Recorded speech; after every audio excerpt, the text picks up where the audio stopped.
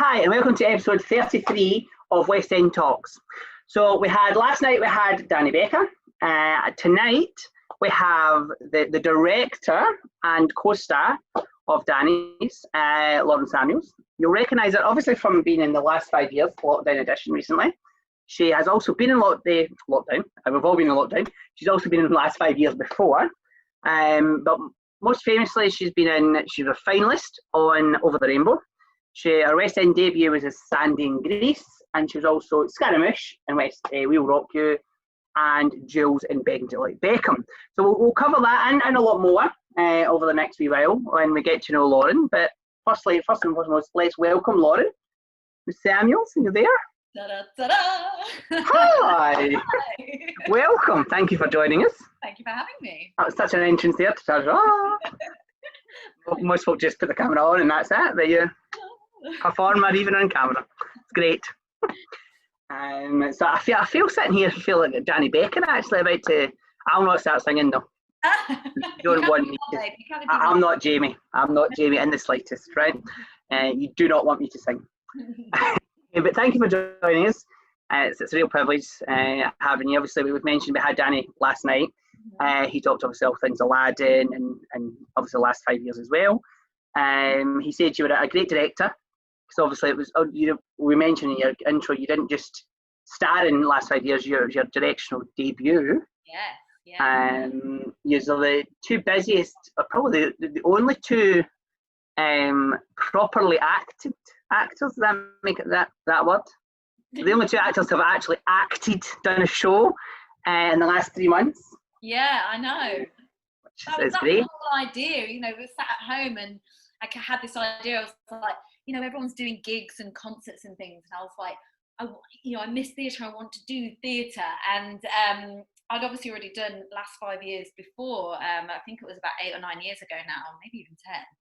And I was like, oh my God, that show is probably one of the only shows that will work incredibly well in lockdown because the characters, only see each other the once during the wedding. So once the idea was in here, I was like, gotta get it going, And then I take it, did you contact Lambert Productions, and is that how it kind of came from there? Right. So Jamie's a good friend of mine anyway, and I'd already done my Leave a Light On gig for him, so I knew that they'd got this system, and basically just contacted him and said, I've got this crazy idea, would you be interested in chatting it through with me? So we spoke about it for a while, and then I sort of gave him like a storyboard, as it were, of how I imagined it would look and what we'd do, and then we went from there.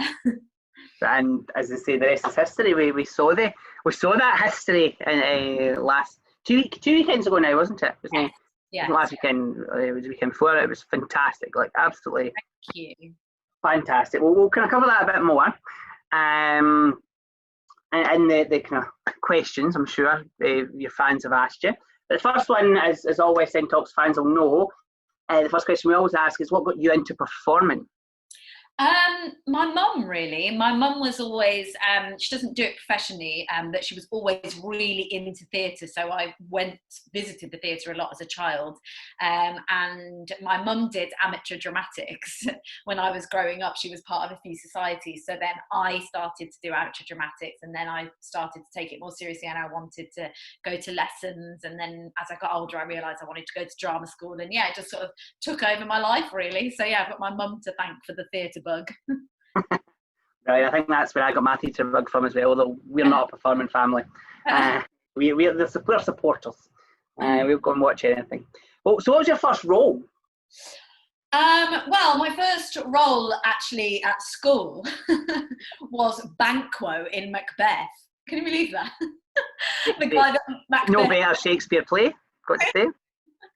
Banquo in Macbeth, hilariously. But no, my first professional role was actually Wendy in Peter Pan at Leicester Curve, which was the year I came out of drama school, and just right before Over the Rainbow. I actually started auditioning for Over the Rainbow when I was still doing Peter Pan. So that was my first. There we go. So Peter Pan, was that the musical, the play, or the pantomime? It was actually a new musical. Right. So none of the above. None of the above. It was at Christmas time, but it wasn't at all the format of a pantomime. It was a musical. It was a proper musical. Yes, I did fly. It was very fun. But it's pretty scary though, is it not? Like just, you know what? the thing holding you up. It is painful. You don't think about these big harnesses that you've got and like digging into your bones and everything. So it's not the most glamorous thing, although it's not. I don't think you could do anything unglamorously, Lauren, I'm sure. So we'll move on. We will hold no responsibility for the next set of questions, as they're all sent in by your fans or fans of the shows that you have been in. So the first question, actually, we've touched on slightly already. But James asks, how did the last 5 years come about for you? Yeah, so it was exactly that. I was thinking of, I was missing theatre, as everyone was. I was missing acting. I was missing watching acting. And we'd, been seeing lots of live gigs and that online. And I just wanted to basically just develop that idea further. And so, yeah, I thought last 5 years was just a brilliant idea to do in lockdown, because I knew that we'd be able to completely film our own stuff without seeing each other, and then hopefully do something quite clever for the wedding. And so, yeah, I approached Lambert Jackson Productions about it, and we went from there, really. It was, as I've said before, it was fantastic. I've got a picture. We'll talk at the moment while I get that up. But so the next question comes from Marge. She asked, how long did it take you to put on the last 5 years? So from the very beginning to obviously to what we saw. The idea came to me in April. Oh, there we are. Look. There's the wedding there. The wedding. The idea came to me in April, and then I sort of ummed and ahed about it for ages before I actually approached Jamie at Lambert Jackson Productions about it. So I think probably all in all, to get the rights and to get everything going was about 3 or 4 weeks, and then we spent 4 weeks filming. So yeah, about 8 weeks, I'd say, all in all. 8 weeks. That's not that long. No. It was so professionally done. Yeah, we wanted to get it out while people were still in lockdown. My biggest fear was that A, someone else would come up with the idea before we got it out there, or B, that lockdown would suddenly be lifted and all the theatres would open, and then it would seem pointless, So we did want it to be a quick turnaround.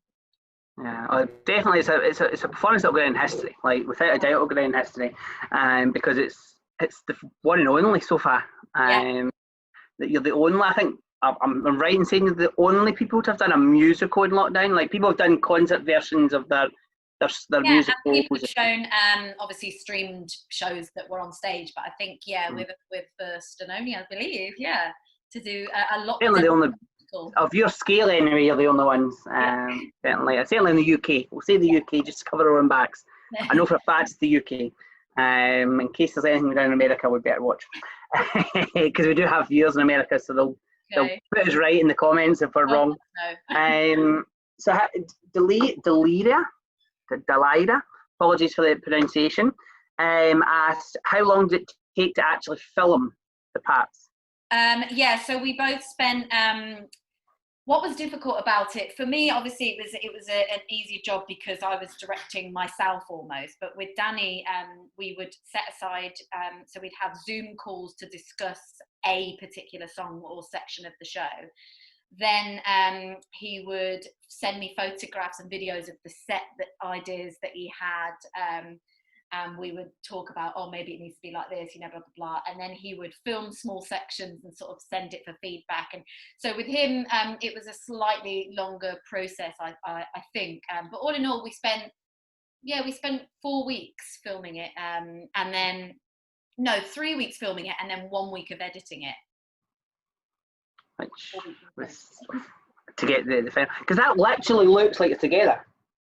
Like, okay, there's a slight difference in the wallpaper colour. Yeah, I know, that was my biggest pet hate. Only a slight.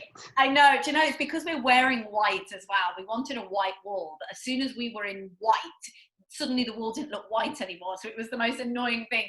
We were trying really hard in post-production when this is the best that we could. But even with that, you still look like you're together. Yeah. And then you pass the coat over, and like this jacket here, you come in, is it this jacket? no, he's got a jacket on under that you come in wearing, and you pass it over, and exactly. it literally. We did it by timing, so when we were singing, you could time, so say on the sixth beat, he looks down at my hand, so I did too, and it was all that scene took a lot, because we needed to get it completely accurate, that we were both looking at each other, looking at the rings, doing the jacket at the same time, but I'm really pleased with how it turned out. It was fantastic how it turned out. Like, I said to Robbie, who obviously helps us, is a great help in the episodes, but we were watching it together, two different streams, don't worry, we paid to each other, but we resumed while we watched, and it was honestly, we were gobsmacked when they did a jacket, because it was only passing a jacket. I'm like, that just looks so much better, because for a fact you were in separate areas, you were completely different. It's something really simple, and that idea actually came to me very, very early on. I knew, I was like, there needs to be, in the wedding, there needs to be something smart. And it was the jacket. I thought, it was my dad's jacket. It's his dad's jacket, I think. And we both knew that all men have got sort of like a plain black suit jacket somewhere. So we knew it wouldn't be too hard to sort of match that. And then basically it's my mum off camera handing me the jacket or taking it away, and his mum doing the same. So yeah, it was quite good. And the same with the confetti. His mum throwing it, my mum throwing it off the camera. Bless them. Mums, what could we do without them? Honestly, a lot more. May says, some of these questions are for the fans more so. That obviously they've been sent in for both you and Danny, so some of them to the fans will look familiar, but I've been asked to ask you both. So May asks, moments come and go in live theatre. What was it like with a camera capturing every second of your performance? Yeah, it's really hard, because as well, me being the director for it, it was hard to know when to stop filming, if that makes sense. So right at the start, I was doing 11 takes of something. I started with Still Hurting because I wanted to start. We did do it all in order as well. We didn't mix it about. We did the whole show as it would be. And I think I did like 11 or 12 takes of it, just because I was like, oh, it's the first thing that opens the show. And, you get really judgmental of yourself. And that was one of the hardest things, being the director and the actor in it, I think, was to allow myself to go, you know what, you've got it. It's there, it's right, move on, kind of thing. So yeah, it was hard, particularly because you get to watch it back before putting it on. With theatre, like you say, once you've done it, you've done it. If you make a mistake, whereas with this, I think I actually put a clip on Instagram of me messing up a little bit of Summer in Ohio. It just happens, like if that was live on stage, I'd have just had to carry on, but of course I was able to stop. So yeah, it did become a bit, I'm a perfectionist, so it was hard at times to go, no, done, you've done it, to move on. I think Danny was the same as well. He kind of touched on that, being a bit of a perfectionist, and saying that actually was done to my, as a bad thing for me, because you could record it so many times. He says, but he eventually, the way he came out of it in his mind, and he probably told you this, but I'm going to mention it anyway. He, in his mind, said, no, if it was on stage, you wouldn't get the 12 attempts. Yeah. He says, you would only have, as you said there, you don't have the one attempt, and that's it. And I think we both learned that after I did this ridiculous amount of takes for Still Hurting, I was like, this can't continue to happen. You know the show, you know the part, you know what you're doing, everything, move on. So then after that, and I think Danny had the same thing with Sheik's a Goddess. I think he ended up doing that one the most amount of times as well. And I think it's just our first go, it was just the first number in the show. But yeah, perfectionism, you see. It's a great thing, but it can be a pain sometimes as well. Yes, definitely. I think we kind of know this answer, but Kimberly asks, was this filmed in your own home? Yes, yeah, both of our homes. I'm very lucky because at my mum's house, they're doing renovations, so she has this completely blank spare room with not even carpets, no furniture in it or anything. So I was actually quite lucky in that I was able to create, because Kathy, lots of Jamie's, in fact, I think all Jamie's stuff, other than the one in the bar, is all basically in the house. He's like in a bedroom, in a kitchen, but I'm like in an audition space. I'm in, a book launch party, and I was like, how am I gonna create all of this? And actually, I just forgot one of my scenes. I did the audition sequence, climbing uphill. my mum's friend runs in the village the community centre or whatever, so she gave us the keys to go into the community centre to record Climbing Uphill, because I just couldn't make my home look like an audition room or a theatre or anything like that. I tried it in the spare room and it just looked like I was in a spare room. So I took all my equipment, my lights, tripod, everything, just me. I had this key, in I go to the community hall and set it all up, and I spent about 3 hours in there that afternoon, and then have to leave and disinfect everything and leave again. But yeah, I was quite lucky with that because I was worried about climbing uphill. Yeah, no, that was well done, definitely. I did wonder where you had because it was a community centre type door, and I'm like, hey, whose house has got a door like that? Yeah, I know, exactly. Like, really, whose house has got a door like that? So that was good too. That's good information to know. Yeah. Danny, obviously, his was filmed in his mum's house now, and the first thing I asked him was, where did you get that wallpaper? I love the tree wallpaper. I'm like, definitely, I want to. I'm about to redecorate my room. I found the wallpaper I want. Susan wants to know, what has been your favourite role or solo song? Not necessarily here, obviously not just last 5 years, in your whole career. I get asked this a lot, and all the roles that you play, you love for very different reasons. Yeah. One of my favourites has been Scaramouche to play, purely because you feel like an absolute rock god being on stage singing those songs and everyone joining in. And yeah, I don't think I've ever felt that cool in my life, if I'm honest. And also she's the comedy character, so you basically walk out feeling like a comedian because everyone laughs at you. Then you get to sing these incredible songs. Then I get to play an electric guitar. I'm looking over there because I've got a Scaramouche. Right. Referencing it. But yeah, and then of course I got to do it on the 10th anniversary arena tour as well, which was insane. We were playing these ridiculous arenas, and we did some shows where Brian May and Roger Taylor played on stage with us, and it's just it's theatre, but you feel really like a rock star, doing it. So I think that's probably one that I remember or hold dearest for that reason. No, definitely. Obviously, We'll Rock You's a classic musical. It's fantastic. But we'll touch a bit on that more. We've got some questions on that later on in the talk. But Susan also asked, quite a good one actually, quite a good question. Have you had a role that you thought would be too challenging, or that you were worried/afraid to take on? Oh, absolutely. I know instantly. Where I did Love Story. And I was incredibly concerned that I wasn't a good enough actress to convincingly die of leukemia, which she does on stage. I remember so well getting that role and saying to my mum, "Oh my God, I've got the role. I'm actually not sure I can do it."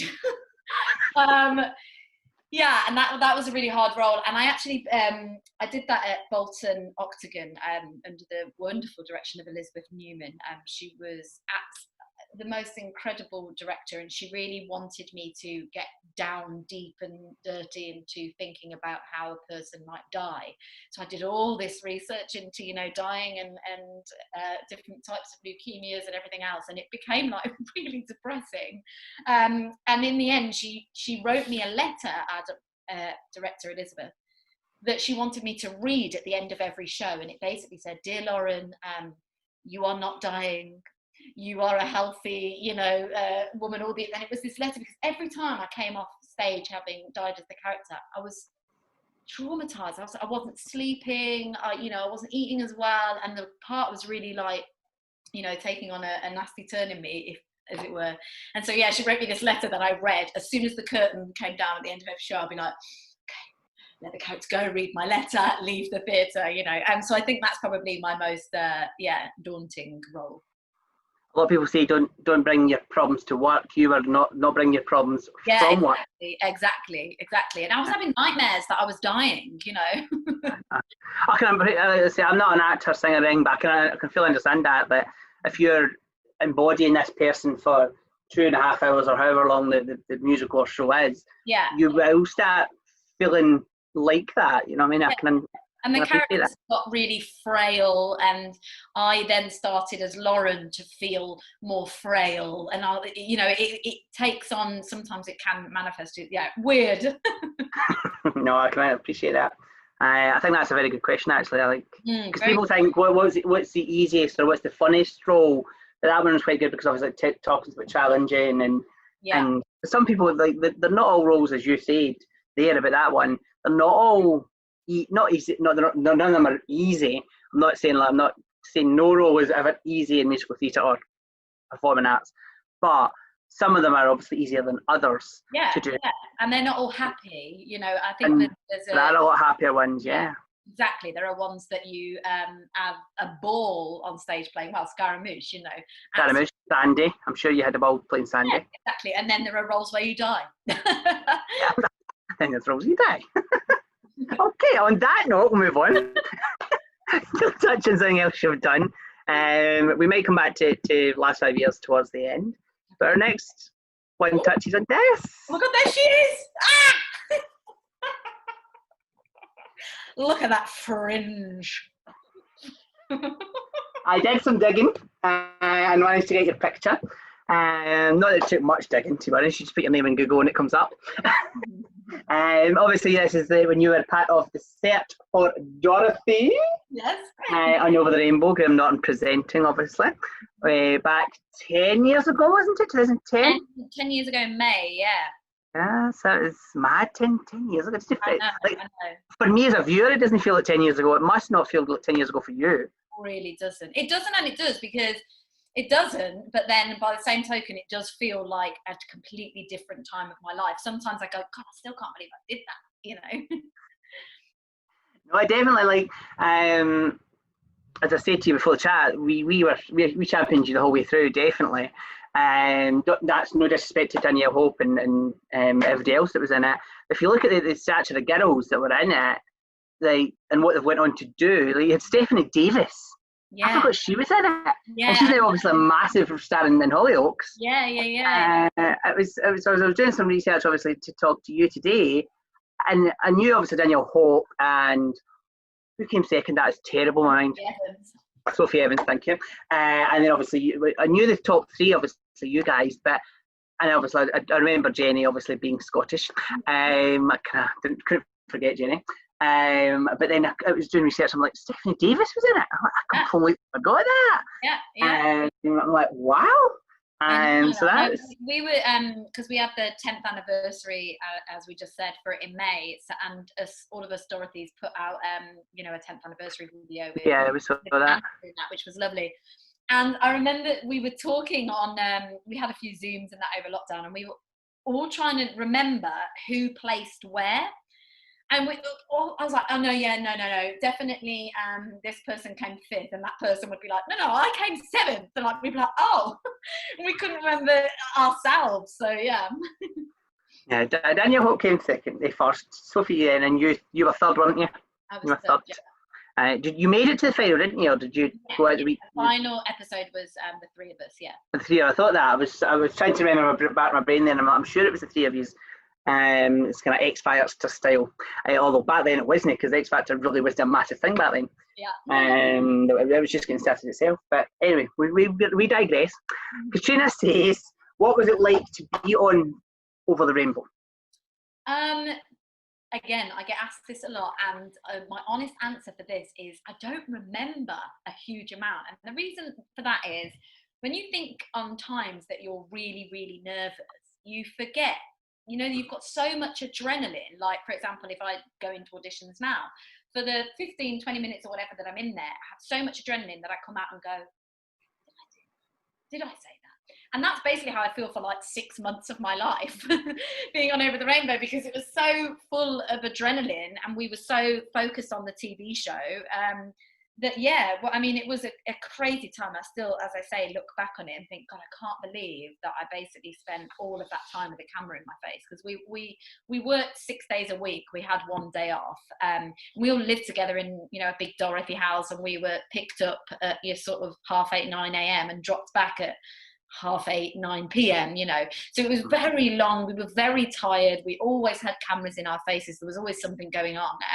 So yeah, it just feels like this big whirlwind of events that happened that, and I've still never watched the full show, you know. I've seen clips. I've seen clips and videos that people send me or tag me in or whatever, but I've never sat down and watched the whole thing. So I think I need to at some point. You've had 4 months. Yeah, I know. I sat and did watched it the 4 months. I think a lot of people are doing these kind of things, watching things that they haven't. Like I've been wanting to do this for ages, and it took lockdown for me to do this. So yeah. I think lockdown's done a lot of things for everybody. Yeah. But no, I can completely understand with the whirlwind and the nerves and the adrenaline, and you forgetting things. I think we've all done that. Obviously, different. You have far bigger experience than what I'm talking about personally, but you do, when you've got adrenaline and nerves, you do forget things. Definitely. Yeah, exactly. Definitely. Rebecca says, obviously, you came third. Do you think you could have done anything differently now? If you were to do it again now, would you do anything differently, basically? I think. I mean, we were told, we were never given a choice of what we sang or what we wore or what we were choreographed to do. So there's no way I could have changed anything that way. I think maybe I was criticised quite a lot on the show for being, they said, too trained. I'd come out of drama school. I think the only Dorothy that had already been to drama school. So I think I probably did look very polished. And I'd spent 3 years of drama school with them, basically, you know, tearing you apart and giving you, you know, putting you down and telling you need to have a strong, you know, you've got to get on in this industry. You've got to, you know, be able to have a backbone and everything else. So I think the only thing I just think I'd be more myself. I was very poised on the show. And I think I'd just be more myself now if I did it again now. I also care less. I'm older, you know. Like when you're younger, I was very bothered. You know, I'm extremely bothered about what everyone thought of me. And as you get older, you just that sort of goes a bit more, doesn't it? So I think I'd probably just be a bit more relaxed if I did it again now. That's very true. Yeah, no, I can understand that. You've touched on this answer, but I'll ask it just because it's only fair. For the person that asked the question, Amy says, "Are you still in contact with any of the girls?" But yes, all of them. It's really nice. Genuinely, are you? Like, all of them anyway. Yeah. We still have a WhatsApp group. Well, some of us obviously talk more than others. You know, Jenny, for example, lives in Scotland. It's hard to see each other.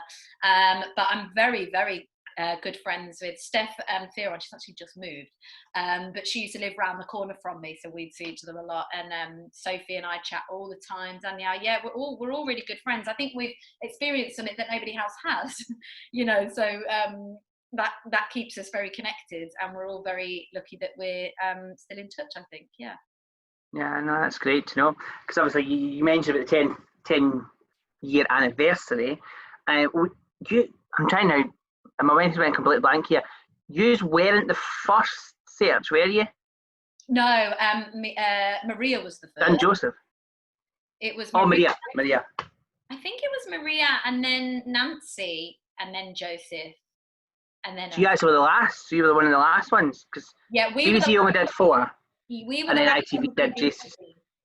Yeah, and then ITV did the Jesus one, didn't they? Yeah, ITV did the Jesus search almost straight after it, as if it was a copy. Yeah. As I'm like, BBC and ITV rivalry here. But yeah, so that's they did that. So you actually, I couldn't remember exactly. I should have looked that one up, but I was too busy researching the show rather than the lineup of how it came about. Charlotte says, "What was it like taking a role on that was made famous in film?" Now we're touching on Grease here. Yeah, well, Grease was my West End debut, so it was again one of those. I just couldn't believe that I dreamt my whole life of being in the West End, and I basically got offered that role. I just went for it. I think it was only literally like 2 weeks after coming off Over the Rainbow. So again, it was like this weird thing that was happening. I auditioned and met with the director and everything. And then I was the only new cast member at the time. So I had a very strange rehearsal process, because I basically only rehearsed with the resident director and him playing all the parts. It was just me and him for like 2 weeks. because I was the only new cast member. So then it was very strange. They didn't bring the whole cast in to meet me until basically like 3 days before I went on stage. So it was a very sort of odd experience for my first, like, you know, and I was very nervous to be the only person, you know, going into a new show. I remember, my dad still reminds me of this, on my opening night, because I also went on early. I went on a week early. They basically were like, we think you're ready to go on.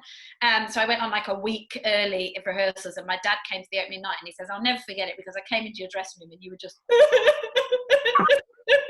and he was like, oh my goodness, what's wrong? And I was like, I'm so nervous, I'm gonna get something wrong. Like, I was just so nervous. Interestingly, more nervous than I think I was on Over the Rainbow, and maybe because that's so fast, you know, with that, there are always cameras in your face, it's always just happening. But yeah, it had just been a huge dream of mine to be on the West End. So yeah, it was huge. And I did watch the movie, but it's different because the movie, she's Australian, and in the musical she's American, and yeah, there are differences. More than anything, I was just nervous to get in that black cat suit. But tell me about it, stud moment. Yeah. I can imagine. I tried to try and look for some pictures, but I don't think there's any out there. Certainly, they're well hidden if there are. Oh, there are. There definitely are. Oh, there are. Right. Okay. I maybe should have looked a bit better. We'll look for them after the interview, and we'll tag you them on Twitter. That's what we'll do. So moving on, so we'll come back because I realised that question actually wasn't based on Greece. I got that mixed up. It was based on this one. Ah, yeah. It was based on Jules, who you played in Bend It Like Beckham, which obviously was the film that person was talking about. Yeah. So what was it like being part of that, as like from that film side of things? Yeah, again, it's very different to the film. The show was, so while it was, I think I watched the film when I was auditioning, but then I never referred back to it again after that because it was so different. Keira Knightley's performance is very different, much more posh than Nigel's. Keira Knightley's a bit posh, but yeah, it was very different. And actually, Gurinder, who wrote the movie and directed the movie, and then also wrote the stage show and directed the stage show, was there the whole time. So it was almost better to ask her questions and things like that than to reference Keira's performance and things. So yeah. But it was when it was announced, it was a strange musical. It was one of those turning that into a musical. I know. When it was announced, obviously it has worked, and it did work. It did run in the West End and things, and it worked, and it was good. But at the time, I was like, Bend It Like Beckham? Yeah. Football musical? Really? Is that going to work? I know. Obviously it did. So Tony says, what was it like being part of a brand new musical? Because you helped work it and yeah, stuff. very incredibly different experience, and it's one that I think most actors would agree is the best form. I mean, obviously when you go into, for example, We Will Rock You, you're stepping into something that's already up and running, so there's no I wonder if I could try it like this. No, you do it like that, you know. You know, you do exactly as the person before you. Yeah. So it's nice, it's amazing to be able to be the person creating it. You obviously have a much longer rehearsal process, which can be very exhausting. I think we rehearse for like 10 weeks or something before opening that. And normally, you know, you'd only do 3 or 4. So it's exhausting and tiring, and you don't know if it's going to work, of course. No one knows. You're stepping on, putting all this effort into something. No. Yeah. But it's so preferable to me. It's just so nice to be able to be the first person to do something and try something out, and you're not doing it wrong because you're the first, you know. So it's wonderful to create something. And you're not getting compared either, because you're the first person to play it. You're getting slightly, because I'm sure they'll have people came to watch and you compared it to Keira. Unfortunately, they shouldn't, because I'm not saying they were right in doing that, but I'm sure there was people that did that. But it's a musical, it's not the film, it should have been completely different. Yeah, no, I'm dancing and singing. I don't see her dancing and singing in the film. There's absolutely, I don't think there's anything. There's some a bit of Bollywood, I think, at one point, but apart from that, there's not much dancing and singing in the film, definitely. Andy wants to know, what's your favourite song in the show? In Bend It Like Beckham? Yeah. Oh, another tough one. Glorious is probably my favourite to sing. That's my Glorious is my favourite, I've got to say. Oh, I love that one. I love it, and I've done it a few times since as a solo. Actually, I did an album with Howard. Was it earlier this year or last year? No, it was last year, and it's on there as a solo, and it's such a beautiful song to sing. It's just, you know, it has that key change and everything. So I think Glorious, yeah. No, definitely. That's. I was waiting to see what you said, and I was going to say no. I'm glad it's Glorious is my favourite. I've only listened to the soundtrack, as I said to you before. Unfortunately, it's one of my biggest West End regrets. I was still up in Scotland at the time when it was on, so I never got the chance to see it. If it comes back, I will definitely be there. Jamie is a massive Man U fan. I had to say that. I don't know why, but I was told to say that. And he wanted to know, did Beckham himself see the show? David didn't, but Brooklyn did. Brooklyn Beckham came. Who did he come with? He came with some friends. I think David was supposed to come that night, but for whatever reason got I'm sure he's a very busy man.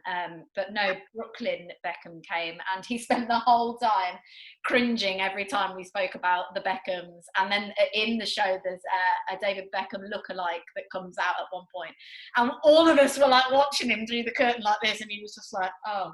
I mean, it's your dad, you know, this whole thing. But hopefully he enjoyed it, I don't know. I'm sure he did.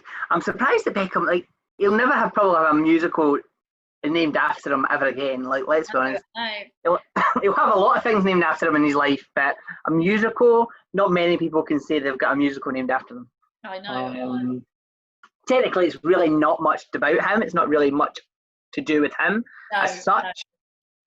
No. But obviously that. But yeah, so Paula, we move back on to Greece, and Paula says, what was it like playing such an iconic role as Big as Sandy? It's great. Do you know what? Because like you say, it's such an iconic role, so you feel blessed to be bringing that character to the stage, but also being able to wear all the beautiful costumes that everyone remembers from the show. And like I said before, the catsuit, everybody says the lines with you sometimes at the same time, you know, the tell me about it stud line, everyone waits for it. It's great to sing all those iconic roles, and I personally loved being blonde in the show. I'm very dark normally, so having a blonde wig was lovely. It's just, I had such a great time on that show, and I met Noel Sullivan was my Danny, and we've been very, very close friends ever since. And it's nice, the community of people that you meet on these things. Yeah, I loved that show. I wish I could go back, do it again. I think everybody would go and do any show at the moment, wouldn't they? Oh God, yeah. Do anything at the moment. But yeah, no, I can understand Sandy, definitely iconic, but like it's not. I'm sure it's a role that you knew a lot about because you have seen the film, and the stage shows is just as iconic because they obviously do things differently, slightly differently than the film, because the film obviously can do a lot more. Did any of the cast see you? Because that wasn't a question. Well, they did. Sorry, Aaron asked, did any of the film cast ever see you in Greece? Not when I was there. I mean, the show had been on for absolutely years at this point, so I'm sure at some point they have. But no, not when I was there. Not when you were there. Yeah. Oh well. Callum says, what was it like working with Noel as your Danny? Oh no, my dearest Noel. He's what was great about meeting Noel on my first West End job was that he was actually a really great teacher for me. He's a brilliant human anyway, and very funny guy. We get on like a house on fire. So it was a great friendship immediately. But more than that, for me, he was someone that really sort of showed me the ropes, taught me how to act, as it were, backstage, you know, what the etiquettes of things are. He was and he would help me a lot when I just, you know, I was new with my agency and all things like that. He was actually not only a very good friend and a great person to act opposite on stage, but he was a real sort of pillar for me when I joined the industry. Fantastic, great. So I take it you knew who he was before you joined? Yes. You'd heard of hearsay. I'd heard hearsay, yeah. Heard of hearsay. Just a small group back then. I really fancied him as well, which was awkward. When I really fancied him. Not I understand that though. I can understand that. He was one of the good looking ones in hearsay, yeah. Anyway, we'll move on. I'm going to take the easy answer out of this, and I'm going to take it away, and you'll understand what the easy answer is in a minute. Sam wants to know, what's your favourite song in Greece? My favourite song. So taking the easy answer, which is Hopeless Devoted, because that was your solo. Yeah. So take that answer out. My favourite song. What's my favourite song? Oh, I'm like, I don't know. I have a few for different reasons. I have a what babbaloo bab, a what bam bop at the end. Because it's so fun. But then I also really enjoy singing Summer Lovin'. All the choreography that's happening at the same time is also really fun. I don't know, there's quite a few, and Hopelessly, as you say. Hopelessly, that was your first solo in the West End. It was, yeah, you're right. That'll mean something. You'll take that. It was. Yeah, I'll allow you to say Hopelessly, because I forgot it was your first solo in the West End. So I'll allow that. No, the Wah Babaluba, I think every time I sing it, I never sing the same words. No. Like, you sing along to the musical, the film, obviously, because you don't sing in the theatre. So you sing along to the film at home, and you never, like, I certainly don't ever sing the same lyrics. Never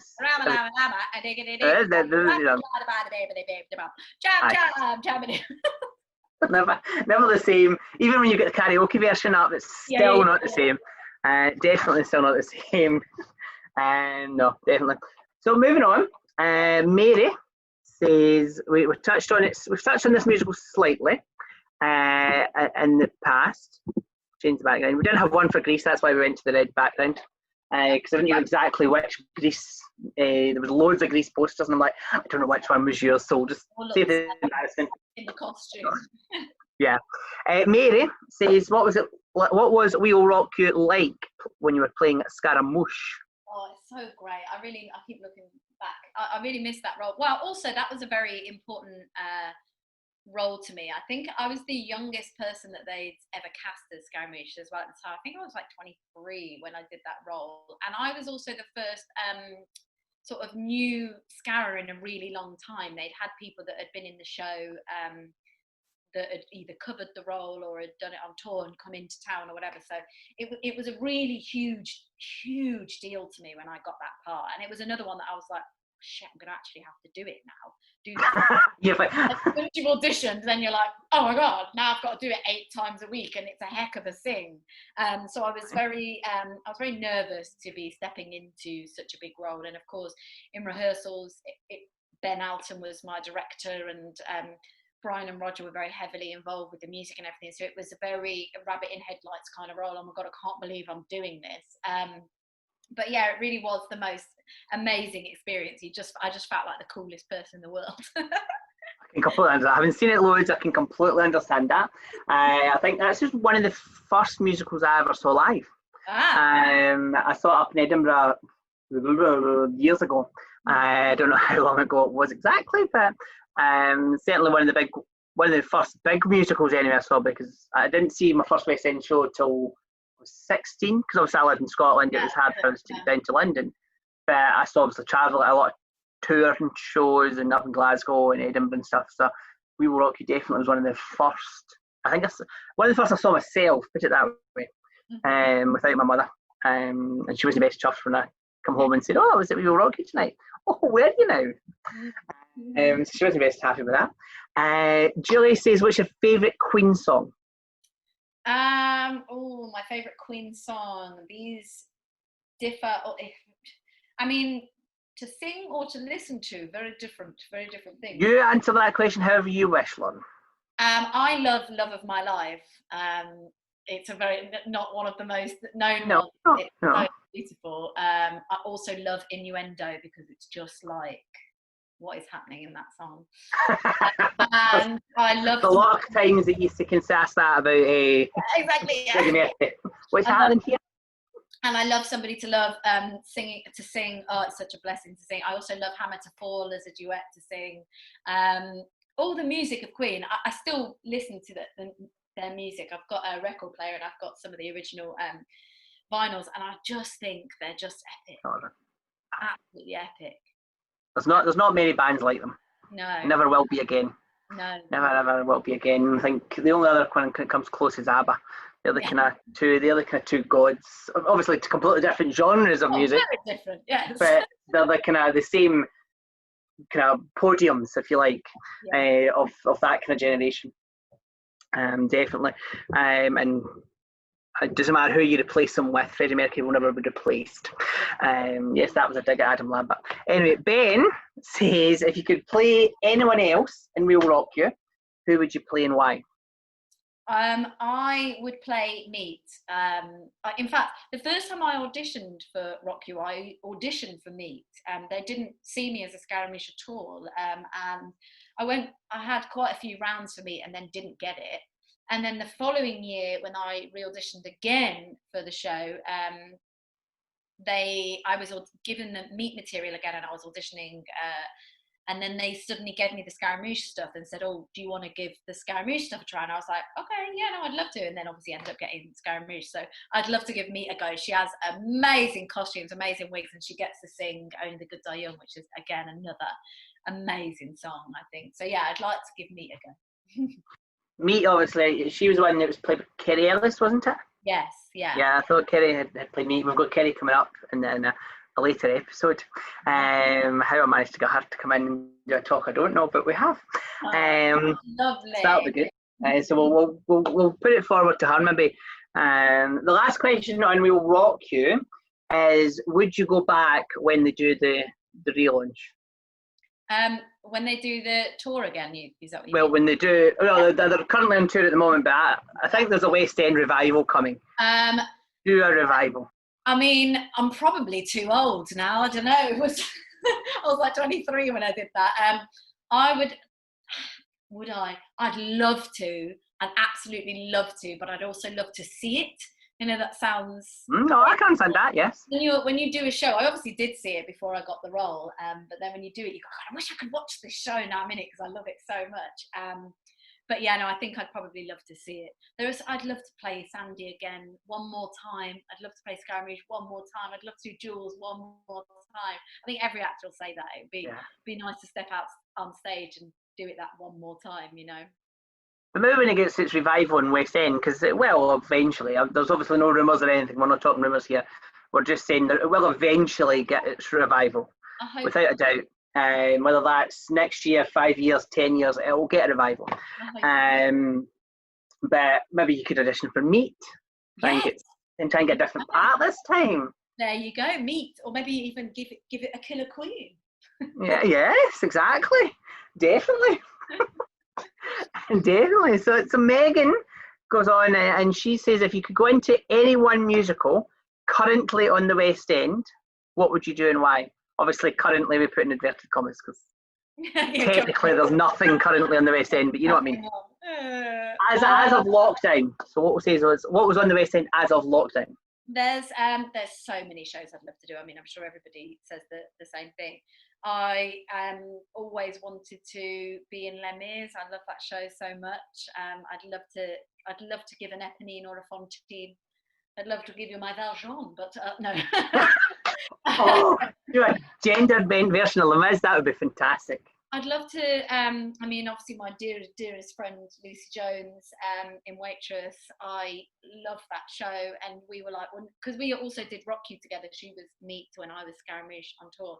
We were like, oh, wouldn't it be lovely if we could be Dawn and Jenna together? So that would be one I'd love to do. I'd love to do a little... Dawn sort of reminds me of Scaramouche in a way, because Scar's, you know, this sort of like little silly comedic role, and Dawn's sort of little silly comedic. The little silly comedic one, yeah. Yeah, so I'd quite like to do that, and also, of course, Wicked. I'd love to give a witch. I don't think any actor or actress would be fibbing if they didn't want to slightly play Elphaba. Yeah. We asked a question at the end, and we'll kind of touch on obviously at the end, but part of the not so quick fire round, we always ask the guys what would their favourite gender bend role be, if they could play any gender bend role, obviously traditionally female, and majority of them will say other things, but majority of them will also say, I'd like to do Elphaba. Yeah, there you go, you see. Like to just once. I says, but that'll then give you a new appreciation to females and how good the singers they are. Yeah. Because that's a tough part. Yeah, tough part. I definitely, yep. Matt wants to know, is there any Broadway musical you want to see transferred, and would you do anything? Mean Like, would you be part of it? Mean Girls, Mean Girls. I'm desperate. Lucy and I, actually, speaking of Jones again, we went to New York to see Samantha in Pretty Woman, and we saw a whole heap of shows. And Mean Girls was one of them, and oh my god, we just both absolutely loved it. Like, huge fans of the movie anyway, you know. Yeah. But the music in it, and it was so funny. And yeah, I think quite a few of us girls in the West End want Mean Girls to come over, and I'd love to audition for any of those roles in it, any of the female roles. They're all fantastic. Yeah, definitely. I think Mean Girls. There was a rumor. Yeah, that's all. There's rumors. But there's rumors about everything coming over. And obviously, old Miss Rona has put a lot of dampeners on a lot of rumors at the moment. But there was rumors. Yeah. That's all I'll say. Obviously, we're not here to dispel rumors, or that's not our job. But there was a rumor. We can talk about rumors. Yeah. Of that and Beetlejuice. They were the two rumors. Yeah, and that'd be another great one. Great one. I'd love Beetlejuice to come over, definitely. I've never seen it, but I've listened to the soundtrack. No, I haven't seen it either. Yeah. Yeah. Alan wants to know, what's your pre-show ritual? Do you have any? Yeah, I mean, other than doing a vocal warm up, obviously, I like to do my own. I've had a singing teacher since drama school. Julie Gossage, her name is, she's wonderful, and I've got a warm up of hers on my phone. So even though we do the cast warm up with everybody, I like to go back to my room and do my own vocal warm up as well. And yeah, that's it really. I think every show I get a new ritual for that specific show that I do before each show to make sure in my mind that it's going to go well. You know, everyone has these weird superstitions, but there isn't one specific thing. It tends to become apparent when I've started a show. Oh, this is my ritual for this show. You know, whatever it may be. Like with Bend It Like Beckham, I became obsessed with gargling salt water. And I used to think that unless I gargled salt water before the show, at the interval of the show, and after the show, then I'd lose my voice. So that was one of my rituals with Bend It, but I didn't do it in any other show. It was just Bend It. Right, just Bend It. Yeah. I think it goes with a lot of, as I've been finding out, a lot of actors, it goes on their, not their press night, but their first night of doing it. Yeah. If they do something on that night, then they feel they have to do it after that. Yeah, exactly. And I became obsessed with, you become obsessed with eating certain kinds of things as well. Like in Bend It as well, it was bounce balls. You know those bounce balls? They're like energy balls that you can get in yes. health food stores. And I became obsessed with eating those. And they were always on my social media. And then Bounce actually sent me a huge box of them. So then I just had all these energy balls, like, You see that a lot, I think. Pret sends a lot of, the ginger shots? Yeah, ginger shot. Ginger shot from Pret. That's it. I've never ever seen the West End threaten a company before, but certainly the actors in there think if they ever get rid of that, then I'm sorry for Pret if you ever get rid of that. Oh my god, I know, every day. And I mean, they're like £2.50 or something for these tiny little stupid things. And you'll see all of us like, 5 ginger shots, please. Yes. It's not just for today. We're back tomorrow for the same. Yes. No, I can understand. I've never had one because I'm scared to buy one just in case somebody walks in behind me and goes, "Hey, that's actually mine." Like an actor or something. Like I think Sam Tussie's like addicted to them. And I go to the Pret up above, like near to No Coward, and I'm like, I see them and I'm like, do I buy one? And I'm like, no, because knowing my luck, he'd walk in at that point. Yeah, I'd be like, you can take the last ginger shot. Like, I've got a whole Evan show. Yes, I would just go, do you know what? Just have it. I'll buy it. Just have it. Just take it. Go. Definitely. Olivia asks quite a good question. Actually, we're getting quite a lot. The last two questions, and these are the last two questions from the fans. And the both questions actually are getting a lot from Pretty Cool. Olivia says, what is one piece of advice that you would give to 16-year-old Lauren? It would be something that I touched upon earlier, and it was they sort of go together. One is to not demand perfection so often. Like, I think I consistently want everything to be perfect, and if it's not perfect, I really give myself a hard time. In shows, I can have one tiny crack over a whole year contract or something, and that's the one thing But, you know, so I think it would be that. And also to not worry so much about what other people think of you. I think, as you know, as actors as well, we're very judged a lot, you know, particularly if you're in the public eye or whatever, you get judged a lot, and a lot with social media and things can be nasty sometimes. And I think that comes with trying to be perfect as well, you know, that the more that you think about what people think of you, the more you try and be perfect. So I think those two things, as I said earlier, as you get older, you start to worry less and less, I guess. So I think I'd just say, honestly, you're not going to please everyone. Some people are going to dislike you just because you exist, you know. So Yeah. just try. I know that from experience, darling. Yes, yeah, just try and let it go. You know, be a nice person and be kind and everything, but you're not going to please everyone. So let it go. No, just be yourself, be nice, and yeah, definitely. Yeah. The pleasing everybody, you can't. You like as we said, we've done a few things over the lockdown with West End Talks, and we've not pleased everybody. We've learned from them, but we've not pleased everybody. So, but I'm like, but now I've got to say, like, I don't care.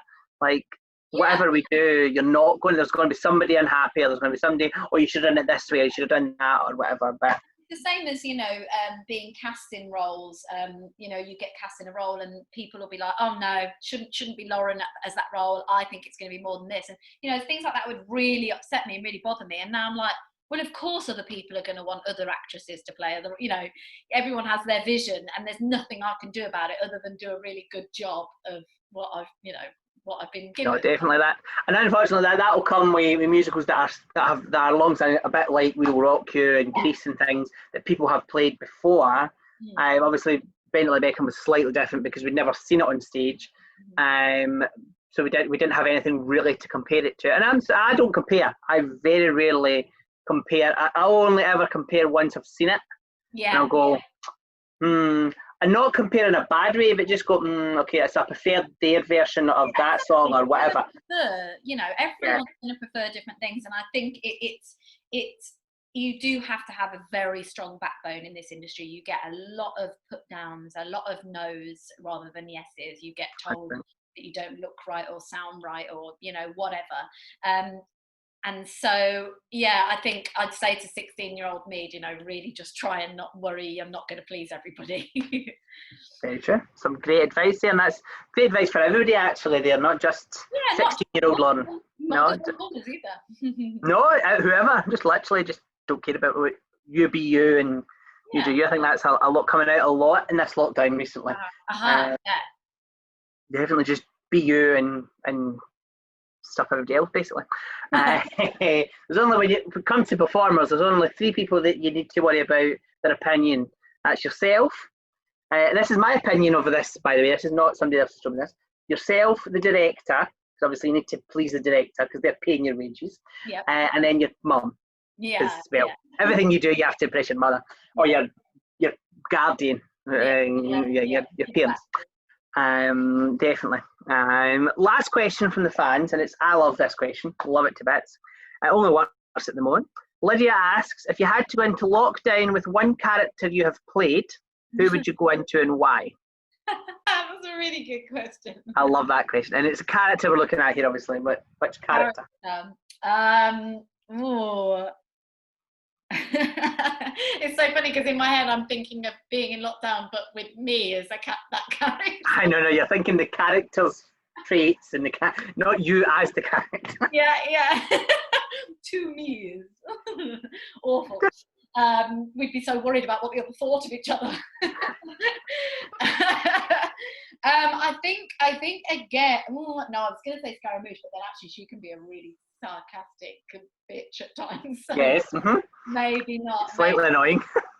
I think that Jules would be a very positive, passionate person to be in lockdown with. She's very driven and passionate, and I think she'd be a good person to be in lockdown. Your version. I don't know if I'd go into Jules, Kira's version of Jules, because she was too posh. Well, true. She might drive you insane. Yeah. No, you're too posh, Hen, sorry. What a good question. I don't know. I'm now thinking of every role that I've played. Such a good question. I think Jules. I loved Jules. She was so passionate. Oh God, I found that role really hard to play though because she's so energetic. You know, so passionate. So yes, go everybody, reach your goals. But I think she'd be a positive influence around the house. Yeah, I can understand that. Yeah, but then kind of too positive sometimes. Like there's been days in lockdown I'm like, I just want to sit here and binge watch Netflix and eat crisps. Okay. Like Yeah. I'm not going to do it for a full week, maybe just one day. Whereas Jules might be like, no, come on, we're going outside. We're going to. I'm like, no.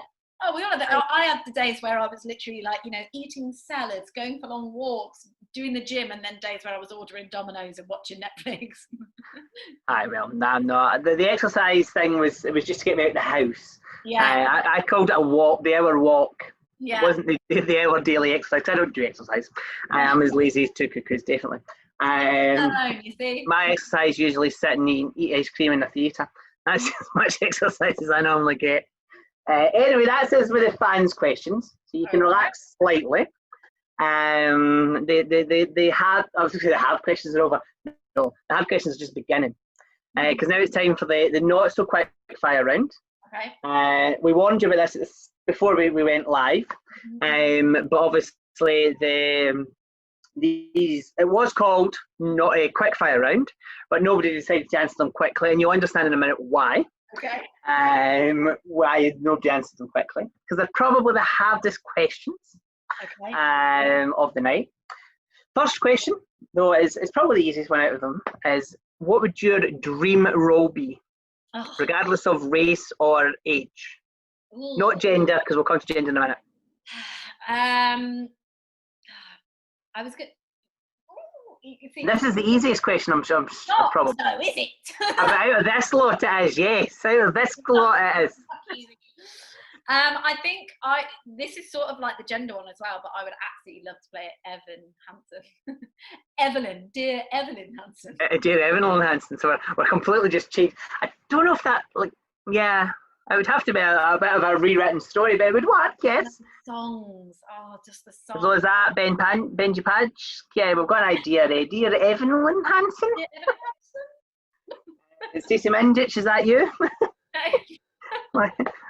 Me and Lauren would like to put an idea in front of you here. Yeah, I think. Get rid of Sam Tutty and bring Lauren Samuels in.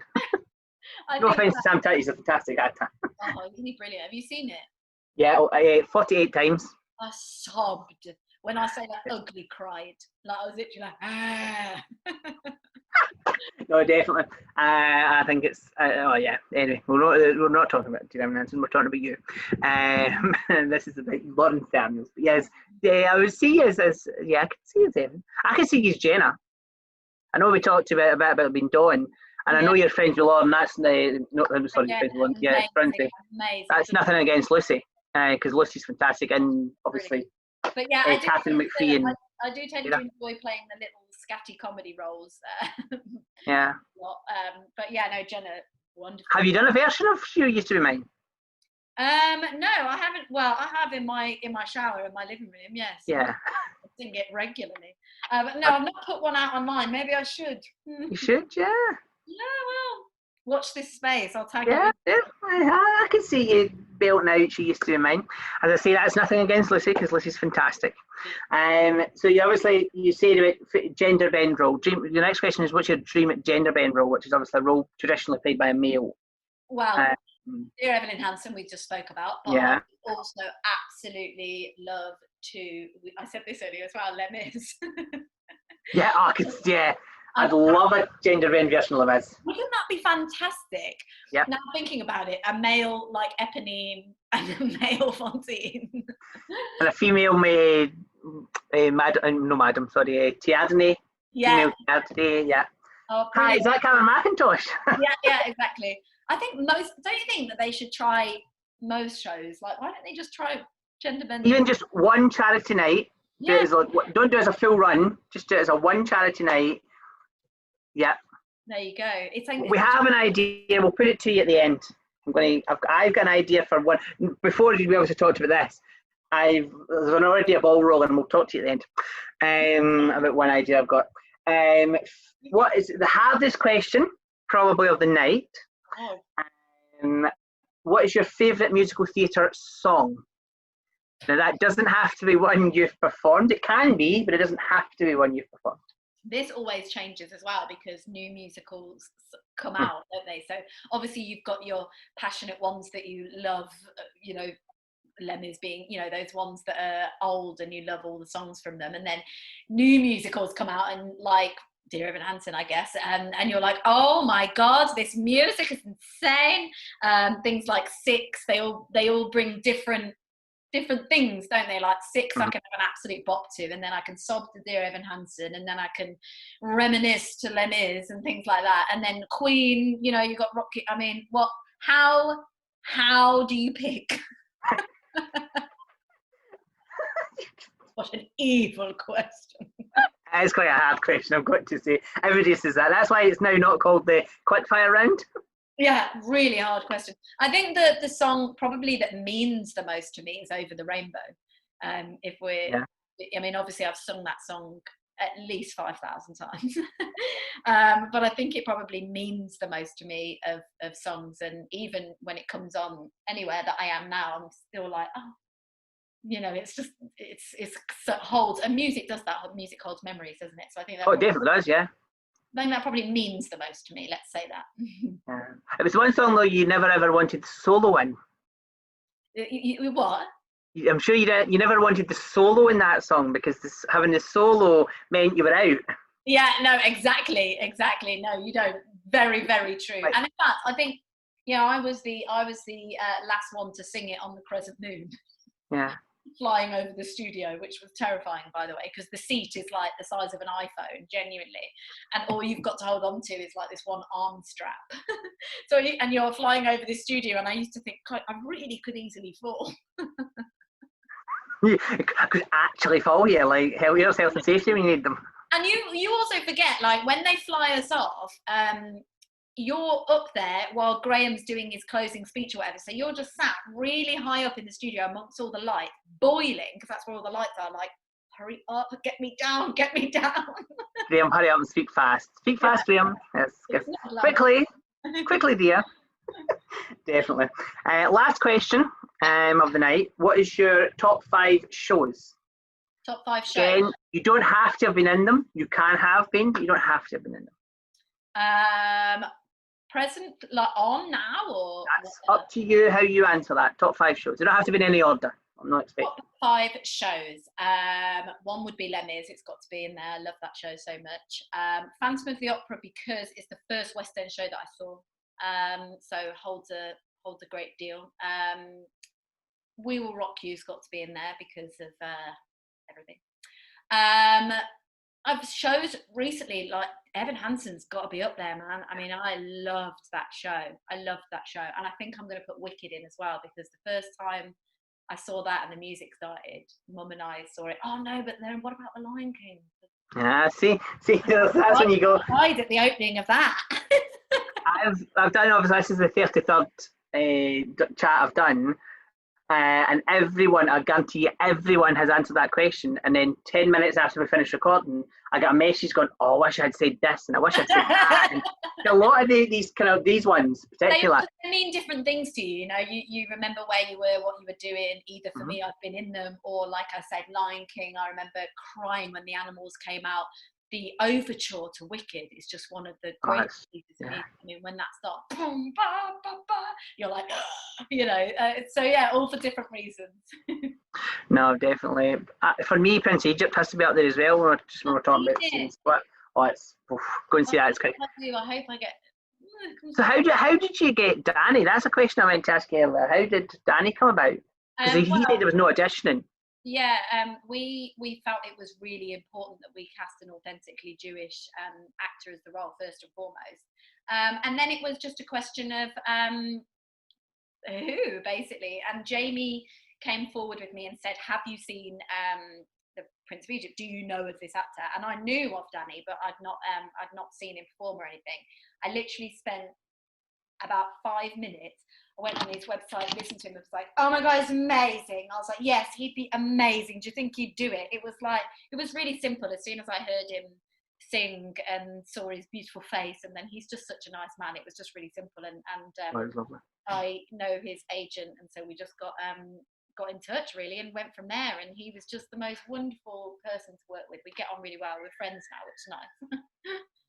Because he's finally got to meet just I got to last meet. week. I know how funny to like do something so, and we spent so many hours texting, WhatsApping, video, Zooming, you know, FaceTiming, all these things, and never actually got to meet each other. And then did this whole show, all the amazing response that we had from it, and we still haven't met. So yeah, it's nice to find him. Press night was about a week after the actual event. Yeah. It must have been the strangest press night ever. Yeah, very strange. Very strange. Very strange. Anyway, but that's us. Last thing before you go, that we get everybody to do. Have you heard of the Ice Bucket Challenge? Yes. Yes. I love that reaction. That's the only reason I asked that reaction. We're not going to get you to do it, obviously. We're not that cruel. The reason I ask, A, is to get the reaction, because the reactions are just priceless. And B, you obviously did, when you did it, I don't know if you did it personally, but when people did it, they did it and then they had to nominate somebody. So that's how we bring in the West End Talks nomination. We get everybody to nominate somebody else to do the talks. Now this can be anyone from theatre, film or TV. Preferably somebody you know, because the point in the task is to try and get them in to do a talk. It can be anyone from on or off screen or stage, whatever one it is. It can be minimum of one, obviously, but it can be as many as you want to nominate. Who would you like to nominate? First person that two people that come to mind is Louise Dearman, very, very close friend of mine, and Jamie Lambert. Oh, that would be great, yes. The two of them, you'd have a wonderful time with. Yes. I think if we try and get Jamie, I'd love the whole collabro. Maybe try and convince Jamie to get them holding them in, because they're also a music theatre band. But yeah, Jamie obviously himself, because he's obviously Lambert Productions as well. But fantastic. So what to do now, once you finish the talk, is go into Twitter, put up a tweet to say, just done my talk with West End Talks, obviously tagging us in it, and then tag Louise and Jamie in that post. You got saying it. something like, now it's your turn. Okay. Something like that. As you would have done on the video of the Ice Bucket Challenge. You tag the person. Yes. So that's us. You have reached the end. Yay. You've gone through the pain. All that's left for you guys at home to remember is we're not just here for fun. I'd like to hope Lauren did have fun tonight. But we're not just here for fun. We are here to try and raise some money for Acting for Others. So please, if there's anything at all, I have sold Tesco's line. Every little helps. Pop it in the bio below. Pop it in the link in the bio below. It goes straight to Just Giving, and then it'll go straight to the charity. We don't deal with the money at all. But anything at all, please, and it'll go straight there. Very much needed, especially at the moment. But they do help all year round, but more so at the moment where the theatre's been in darkness. But that's all that's left to say is join us next time when we'll have Jamie Jukes, who has been in Joseph, Rocky Horror Picture Show, Saturday Night Fever, you name it. But he was also most recently on an episode of First Dates. If you saw that, did you watch First Dates Hotel? I do, but I've not seen that. The one about he talks about the condiments. No, I've not two seen guys that. Oh, right, you need to watch that one then. It's the two guys that talk about condiments. He's condiment mad. So we'll talk about him. We'll talk to him tomorrow night. So join us then. But thank you very much, Lauren. It's been an absolute pleasure getting to know you and get to know a bit about you, more about Lauren rather than just the parts that you've played in the West End. So thank you very much for joining us. And guys, take care. Bye now.